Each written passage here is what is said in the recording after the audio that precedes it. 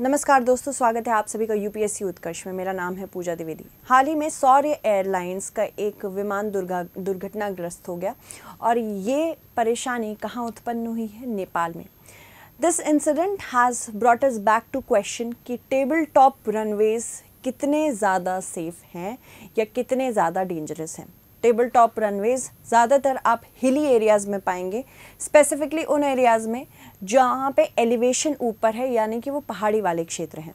तो table top runways क्या होते हैं, भारत में ऐसे कितने रनवेज हैं, और त्रिभुवन इंटरनेशनल एयरपोर्ट पे ये इंसिडेंट हुआ है, ये एक्सीडेंट हुआ है, जिसमें 19 में से 18 लोगों की मृत्यु हो गई है, पर केवल सर्वाइविंग यहाँ पे अकेले कौन है? पायलट हैं।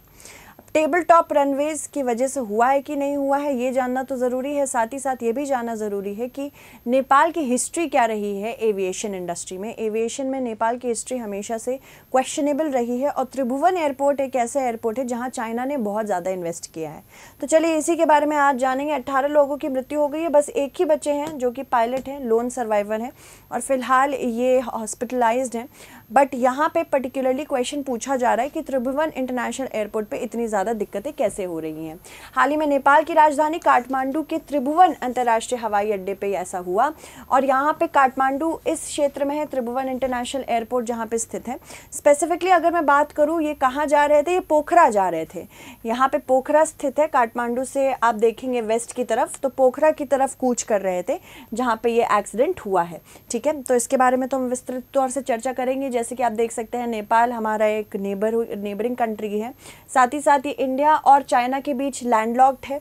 यहाँ पे क्योंकि जोग्राफिकल अवस्थिति इसकी कुछ ऐसी है कि बहुत हिली रीजन से, माउंटेनस रीजन से, तो यहाँ पे एविएशन बहुत अच्छा नहीं कर पाती है। ठीक है, तो यहाँ पे अगर हम बात करें क्षेत्रीय एयरलाइंस सौर्य एयरलाइंस की, इनका मित्सुबिशी नामक एयरक्राफ्ट यहाँ हादसे में दुर्घटनाग्रस्त हुआ है। इसमें चालक दल के 2 सदस्य और 17 टेक्नीशियन सवार थे। इस दुर्घटना में केवल पायलट मनीष शाक्य ही बच पाए हैं। उन्हें फिलहाल सिर में चोट लगने के कारण नजदीकी अस्पताल में भर्ती कराया गया है। नेपाल अपने खराब विमानन सुरक्षा रिकॉर्ड के लिए प्रसिद्ध है पूरी दुनिया में। यहाँ पे चुनौतीपूर्ण पर्वतीय भूभाग की वजह से हम देख रहे हैं कि यहाँ पे बहुत बार एलिवेटेड लेवल्स पे एयरक्राफ्ट्स के लिए रनवेज बनाए जाते हैं, टेबल टॉप रनवेज जिन्हें कहते हैं, जिनकी वजह से ऐसी दुर्घटना होती है।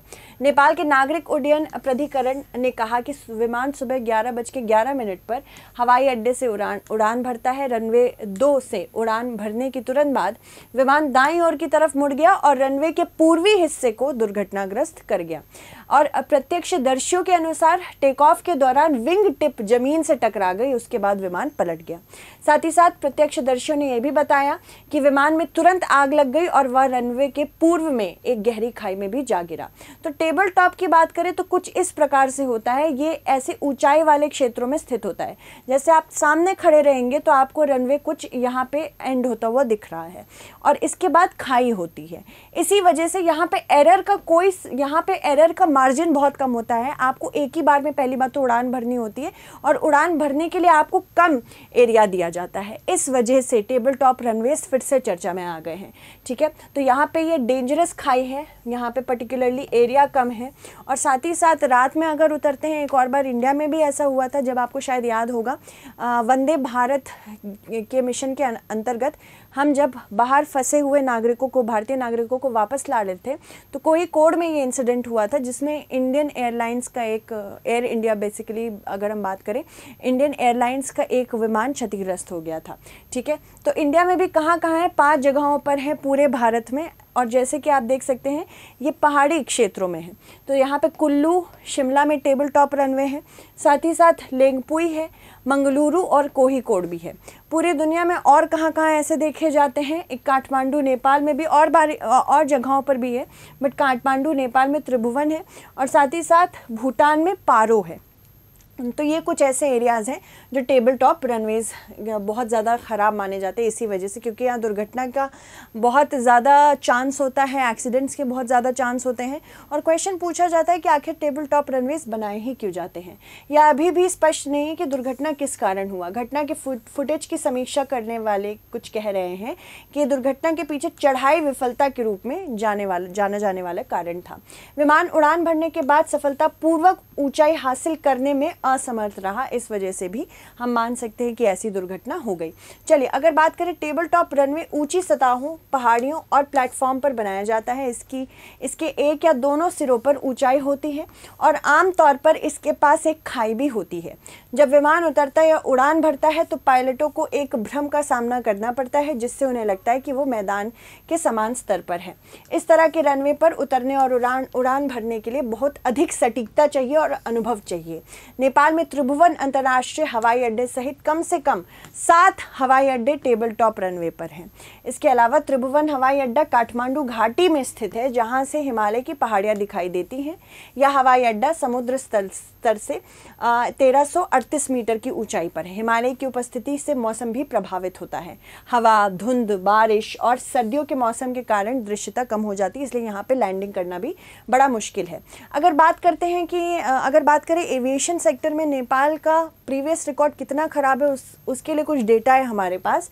जैसे जिनेवा स्थित bureau of aircraft accident archives ने बताया है, नेपाल में 1946 से अब तक 68 विमानन दुर्घटनाएं हुई हैं।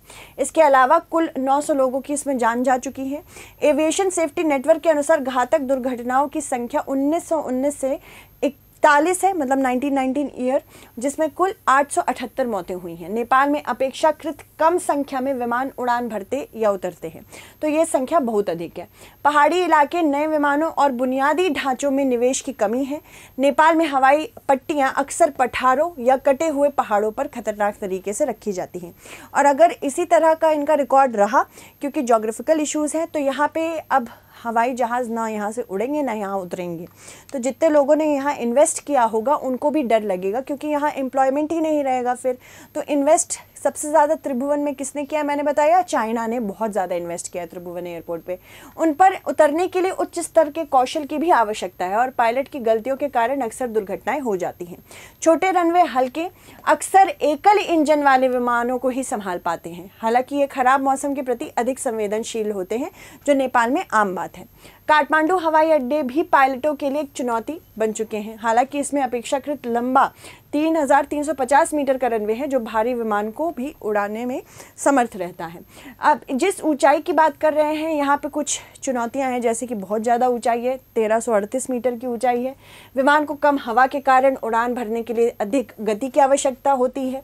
पहाड़ स्थानीय मौसम की स्थिति को भी प्रभावित करते हैं और अचानक मौसम परिवर्तन का कारण भी बन सकते हैं। नेपाल में चलने वाले कई विमान पुराने भी हो चुके हैं। इनमें से ऐसे उपकरण और सुविधाएं नहीं हैं जो आजकल दूसरे देशों में देखी जाती हैं। ठीक है, तो ये आप समझ सकते हैं कि कुछ इस प्रकार के क्वेश्चंस भी इससे देखने को मिल सकते हैं। बट उससे पहले मैं बता देती हूँ एक बार नेपाल के बारे में। नेपाल में अगर हिमालयस की बात करें तो बहुत इंपॉर्टेंट रेंजेस है, जैसे कि धौलागिरी रेंज, अन्नपूर्णा रेंज यहाँ पे है, और एक काठमांडू का क्षेत्र है जो इसका ऑफ कोर्स कैपिटल है। अब नेपाल की अवस्थिति कुछ ऐसी है, क्योंकि हिमालय नेपाल से बहुत ज़्यादा विस्तृत तौर से होके जाते हैं, तो कनेक्टिविटी की पहली बात तो बहुत बड़ी प्रॉब्लम है। दूसरी चीज़, यहाँ पे सी से कनेक्टिविटी है नहीं। यहाँ पे जो भी कनेक्टिविटी है वो तो एयर से होगी या लैंड से होगी, क्योंकि ये लैंडलॉक्ड एरिया है। इस वजह से नेपाल को अपने एविएशन सेक्टर को बढ़ाने में परेशानी हो रही है। नेपाल दक्षिण एशिया में एक स्थल रुद्ध देश है। यह मुख्य रूप से हिमालय में स्थित है, लेकिन इसमें भारत और गंगा के मैदान के कुछ हिस्से भी शामिल हैं। ये उत्तर में चीन और तिब्बत के साथ घिरा हुआ है। पश्चिम बंगाल का संकीर्ण सिलीगुड़ी गलियारा नेपाल के बांग्लादेश को अलग करता है, नेपाल से बांग्लादेश को अलग करता है। इसकी सीमा की उत्तराखंड, उत्तर प्रदेश, बिहार, पश्चिम बंगाल तथा सिक्किम भी लगते हैं। इस क्षेत्र में महाभारत व शिवालिक चुरिया, जिसको कहते हैं, नाम के 2 मुख्य पर्वत श्रृंखलाएं भी हैं। नेपाल और तिब्बत चीन का एक स्वायत्त क्षेत्र है।